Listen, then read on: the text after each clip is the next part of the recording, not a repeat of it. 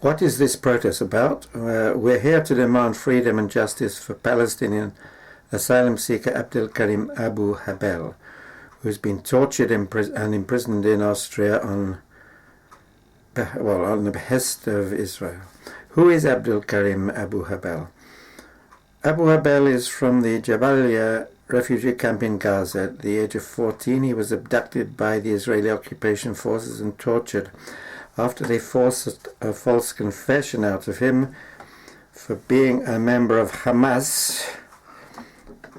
They sentenced him to 9 years imprisonment, stealing his childhood. During those 9 years, his parents were not allowed to see him for over 5 years, followed by just a 15-minute visit. He was finally released in 2013, having completed his full sentence. During Israel's attack on Gaza in 2014, they targeted Abu Habel, bombing his house and sending him a message that they would kill him. Abu Habel left besieged Gaza in February 2016. Working his way through Turkey and Greece, he arrived in Austria on a valid visa in April 2016. There he applied for political asylum, but instead of granting him asylum, which they are legally obliged to do in such cases, the Austrian authorities, at the behest of Israel, arrested Abu Habel. This was in July 2016. Working hand in hand with Israel, the Austrian authorities allowed Israeli interrogators to brutally torture Abu Habel on Austrian soil for 9 months.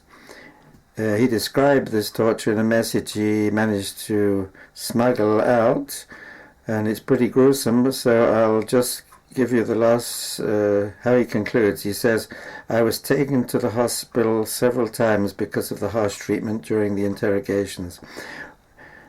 So when he didn't break down, they threatened to kill his wife in Gaza, who was pregnant at the time with their second child.